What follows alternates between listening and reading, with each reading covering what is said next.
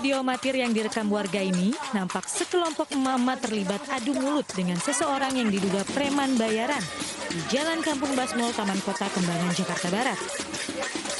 Uniknya untuk mengusir preman tersebut, emak-emak bukan menggunakan senjata tajam, melainkan berbagai macam alat-alat dapur seperti panci, penggorengan, hingga galon kosong. Keributan ini diduga akibat sengketa lahan fasilitas umum dan fasilitas sosial yang telah diperjualbelikan oleh salah satu oknum warga setempat. Menurut keterangan, warga tidak setuju dengan rencana dibangunnya pagar yang tujuannya untuk menutup lahan fasilitas umum. Nggak senengnya ini dibikin pagar ke atas karena ini fasilitas umum jalanan. Nggak sukanya warga di situ. Terus yang keduanya didatengin preman. Akibat protes yang dilakukan Mama, pekerjaan pembangunan pagar tersebut akhirnya dihentikan sementara. Untuk menghalau preman bayaran kembali, warga mendirikan posko di sekitar pagar yang menutupi fasilitas umum tersebut. Kinerja polisi dalam beberapa hari terakhir menjadi sorotan. Mulai dari penanganan unjuk rasa di Tangerang, penanganan korban penganiayaan di Deli Serdang yang justru menjadi tersangka, hingga penyelesaian kasus perkosaan di Luwu Timur.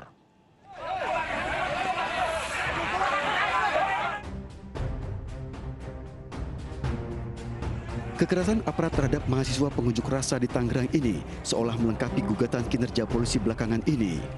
Semboyan polisi prediktif, responsibilitas, transparansi, berkeadilan yang disikat presisi mendapat gugatan.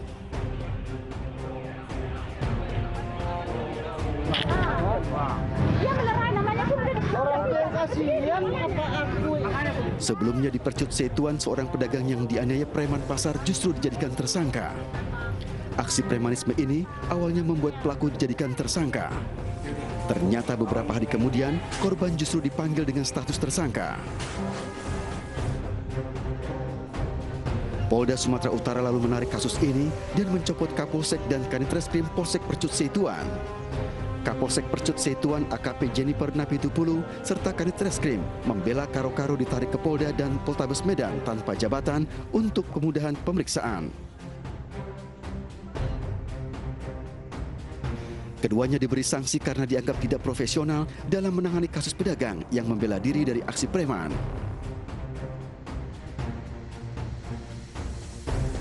Ya betul. Jadi Kapolsek dan Kanitreskrim, ya Kapolsek dan Kanitreskrimnya bagian dari evaluasi dan audit yang dilakukan oleh pimpinan Polri. Pukulan berat bagi Polri sebelumnya juga datang dari Luwu Timur. Kasus dugaan pemerkosaan 3 anak di bawah umur yang tak kunjung berujung membuat aktivitas dan penggiat media sosial mengangkat tagar percuma lapor polisi. Bareskrim Polri pun menurunkan tim untuk mengaudit para penyidik yang menghentikan kasus yang melibatkan orang tua kandung sebagai terlapor.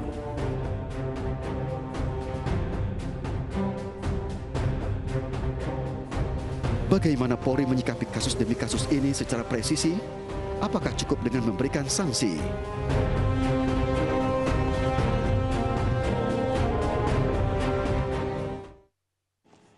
Ada apa dengan polisi? Cukupkah memberi sanksi untuk mengembalikan status presisi? Kita akan berbincang bersama Ketua Indonesian Police Watch Sugeng Teguh Santoso dan analis kepolisian Profesor Faisal Santiago. Selamat malam Bapak-Bapak. Selamat malam. Saya ke Prof. Faisal dulu. Prof, ini hari bertepatan dengan 1 abad Pak Hugeng yang merupakan panutan kita di kepolisian. Tapi hari-hari ini polisi banyak sekali mendapat cobaan. Bagaimana Prof melihatnya?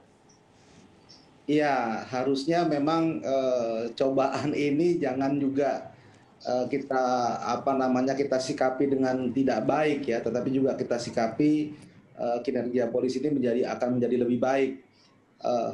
Hari ini kita menghadapi beberapa memang yang menerpa teman-teman di kepolisian. Saya pikir memang kepolisian harus berbenah, selalu terus berbenah. Apalagi Pak Kapolri kan selalu mengatakan ingin selalu meningkatkan rasa profesionalisme dan cara penindakannya pun dengan cara humanis. Artinya ini belum penuh tercapai apa yang diharapkan oleh Pak Kapolri, Pak Listio Sigit. Jadi cobaan ini benar-benar suatu apa namanya ya, suatu tamparan lah bagi kepolisian untuk segera berbenah lalu meningkatkan rasa keprofesionalismenya. Oke. Sampai ada tagar percuma lapor polisi. Apakah ini juga merupakan tamparan bagi kepolisian? Ya, ini merupakan satu tamparan lah ya. Ini menandakan kalau ada hashtag tidak percaya ke polisi ini kan sebenarnya suatu pukulan telak gitu ya. Kenapa harusnya polisi melindungi masyarakat, mengayomi masyarakat, tetapi ini berbalik, tidak percaya dengan kepolisian. Nah, ini adalah suatu yang harus segera diformulasikan kembali kinerja polisi ke depan. Menurut saya seperti itu, Mas. Oke, Pak Sugeng, di Deli Serdang, Kapolsek dan Kanit Reskrimnya dicopot. Kemudian di Tangerang itu polisi-polisinya yang termasuk yang melakukan sedang diperiksa. Artinya siap akan diberi sanksi. Cukupkah pemberian sanksi seperti ini? Mekanisme punish and reward kan memang berlaku di dalam satu institusi ya. Ketika ada pelanggaran ya harus diberi sanksi, diperiksa, diberi sanksi kalau terbukti. Akan tetapi bukan hanya itu ya, bukan hanya itu. Yang menjadi pertanyaan adalah mengapa timbul ketidakpercayaan masyarakat pada polisi. Kita tahu polisi itu terdiri dari banyak satuan. Coba kita lihat ya, survei ya. Mei 2021 Polri melakukan survei internal. Walaupun tidak disebutkan berapa persen ketidakpercayaan masyarakat pada polisi dari yang berita saya lihat, tetapi Kapolri mengakui adanya penurunan kepercayaan pada polisi. Oke. Kemudian Juni-Juli dua lembaga indikator Institut dan Lemkapi itu mengadakan survei, terjadi kenaikan kepercayaan publik. Tetapi kita harus lihat nih, sektor mana yang mengkontribusi kenaikan kepercayaan publik. Itu ternyata ada 3 setidaknya ya. Pengatasan COVID yang cukup berhasil dari Polri ya. Kemudian Lantas yang cukup berhasil meningkatkan kinerja melalui penggunaan online gitu ya.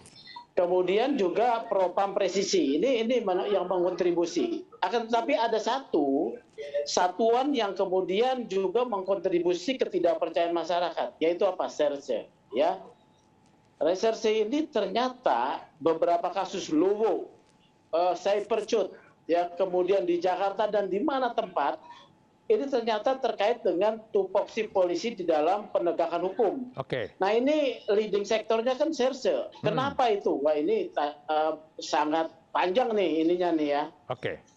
Analisisnya. Karena memang ke dalam Serse pekerjaan itu adalah pekerjaan yang tertutup. Ya. Yaitu penyelidikan dan penyidikan. Kalau yang pelanggar... Oke.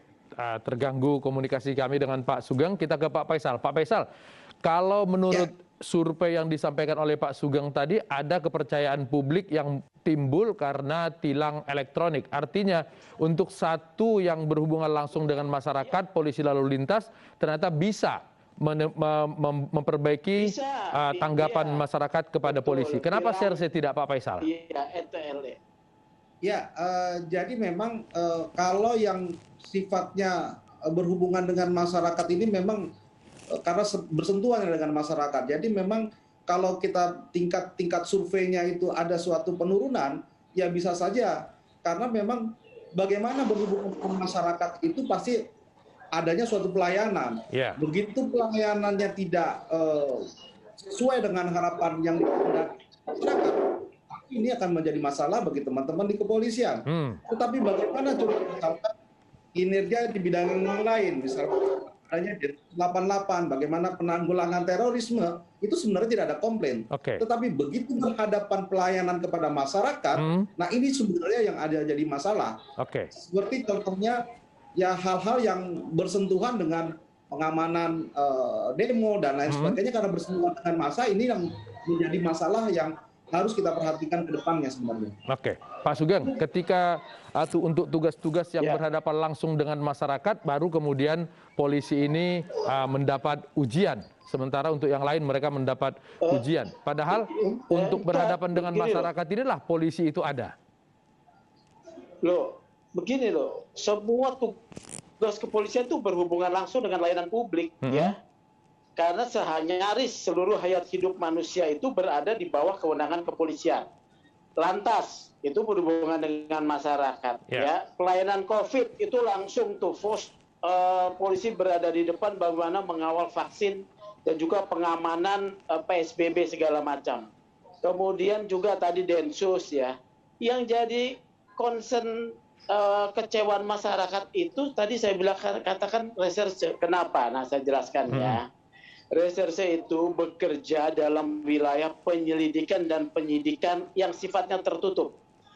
Wilayah penyidikan dan penyelidikan yang sifatnya tertutup ini mempunyai potensi untuk disalahgunakan kewenangannya, ya, karena dia tertutup. Karena memang sifatnya penyelidikan dan penyidikan itu tertutup untuk mencegah para pelaku tindak pidana tidak tahu bahwa dia sedang diperiksa. Akan tetapi yang tertutup ini juga mempunyai potensi. Apa misalnya potensi, ya? Potensi menimbulkan ketidakadilan apabila berpihak, ya, menutup alat bukti, memanipulasi laporan kepada atasan, mengarahkan sedemikian alat bukti saksi-saksi untuk kepentingan-kepentingan tertentu, ya. Ini banyak terjadi. Seperti saya percut, ya. Prinsip-prinsip hukum pidana tidak diterapkan di sana, ya. Ya apa hukum pidana? Kalau seorang membela diri berdasarkan pasal 49 ayat 1 itu tidak dipidana. Orang yang melakukan perbuatan karena daya paksa tidak dipidana. Ini prinsip-prinsip yang sangat natural nih, yang sangat prinsip elementer nih, ya. Jadi harus diperhatikan. Oleh karena itu saya mendorong Polri membenahi reserse, karena ada ruang publik, ya, ruang publik yang tidak ada dalam satu proses penyelidikan dan penyidikan. Dulu ada yaitu gelar perkara, sekarang tidak ada, ya. Kemudian wasidik itu secara institusionalisasi dia berada di bawah satuan reserse, harusnya dia setara. Nah, ini harus diperbaiki oleh pimpinan Polri, Pak Kapolri, supaya, ya, kekecewaan masyarakat itu bisa diatasi. Dan juga profesionalnya harus ditingkatkan. Baik, saya ke Pak Faisal. Pak Faisal, tadi yang disampaikan oleh Pak Sugeng adalah ketika kinerja-kinerja tertutup, kemudian di situ mereka banyak melakukan tindakan-tindakan yang kurang disukai masyarakat. Padahal salah satu makna dari presisi itu adalah transparansi dan berkeadilan. Bagaimana kemudian meningkatkan itu? Ya, harusnya kalau sudah bicara transparansi, walaupun tertutup kan juga harus transparansi. Artinya bagaimana memberikan laporan hasil penyelidikan dan penyidikannya. Bukan berarti kalau tertutup itu tidak transparansi. Nah, sebenarnya untuk melakukan transparansi itu bagaimana memang seseorang kepolisian itu untuk menindaklanjutinya itu. Kalau memang harus memberikan laporan, ya diberikan laporan dengan benar. Kalau memang harus ada melakukan penindakan, lakukanlah penindakan dengan yang benar. Jangan berpihak kepada seseorang atau kepada kelompok atau pada gelombokan tertentu. Jadi transparansi ini tetap harus dilakukan walaupun di ranah atau di ruang yang tertutup. Pak Sugeng, ada dua hal yang berbeda kalau kita melihat kasus di Tangerang dan di Percut Seituan itu. Kalau di Tangerang yang melakukan adalah polisi-polisi muda yang ada di lapangan. Sementara di Percut levelnya Kapolsek dan Kanit Reskrim. Apa kekurang pahaman dengan hal-hal yang Bapak Sugeng sebutkan tadi atau bagaimana, Pak? Ini dua hal yang berbeda. Ya. Di Percut itu bidang penegakan hukum oleh Serse. Betul. Kalau pengamanan demo kan oleh Dalmas, Satuan Dalmas atau oleh Kasubag. dalam kendali Kasubag ya. Nah ini sesuatu yang terbuka, mudah langsung diatasi. Tindakan membanting ya berlebihan, padahal Perkap nomor 1 Protap nomor 1 tahun 2010 tentang pengandalian demo anarkis sudah ada standarnya. Ini yang tidak diketahui oleh para petugas di lapangan atau tidak diarahkan mungkin oleh komandan satuan atau tidak ada taklimat ketika memulai mau operasi. Ya ini lihat aja prosedurnya. Kalau saya percut itu proses penyelidikan dan penyidikan yang tidak profesional. Ya, jadi ini beda nih.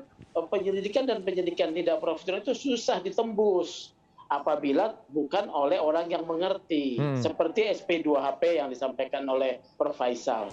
Itu memang satu bentuk transparansi. Akan tetapi harus diingat, di dalam SP2HP hanya disampaikan keterangan pokok apa yang telah dilakukan oleh penyidik, tetapi substansi tentang kasus, tentang keterangan alat bukti apa yang kemudian terkumpul itu tidak tampil, ya. Ada ruang yang namanya gelar perkara, di mana para pihak bisa menyampaikan komplain, ya, bisa menyampaikan masukan, bisa menyampaikan pendapat, bisa menyanggah, ya. Ruang ini harus dibuka, ya. Untuk penetapan tersangka, ya, kemudian P21 atau tidak, komplain-komplain itu dibuka. Ruang ini sekarang nggak terbuka nih. Nah, wasidik yang memfasilitasi biasanya, tapi wasidiknya berada di bawah serse. Apabila sersenya yang diduga menyalahgunakan wewenang, ya bagaimana coba? Baik, Pak Faisal, apa kira-kira yang harus dilakukan kepolisian untuk mengembalikan kepercayaan publik kepada institusi Polri ini? Ya, memang apapun juga ceritanya polisi itu kan disayang dan dirindukan juga, ya. Tapi bagaimana kalau kinerjanya polisi yang selama beberapa pekan ini timbul sehingga ada satu ketidakpercayaan kepada masyarakat? Maka Kapolri juga harus melakukan pembenahan kepada sumber daya manusia yang ada di kepolisian. Nah, tentu pembinaan itu perlu dilakukan. Tentu pemberian sanksi juga harus dilakukan. Tetapi untuk memberikan sanksi itu bukan untuk mengakhiri seorang kinerja polisi, tetapi bagaimana dengan memberikan sanksi adalah untuk meningkatkan kinerja polisi. Nah, ini yang perlu kita cari formulanya, bagaimana Pak Kapolri, Pak Listio Sigit membawahi anak buahnya ini dengan baik. Saya pikir dengan secara profesional bagaimana penindakan atau pengembangan dari pihak kepolisian. Baik, Pak Faisal, Pak Sugeng, mudah-mudahan ini adalah masukan yang baik untuk perbaikan kepolisian ke depan. Terima kasih, selamat malam. Pemerintah hari ini resmi membuka pariwisata Bali bagi turis mancanegara. Ainus Prime kembali saat lagi.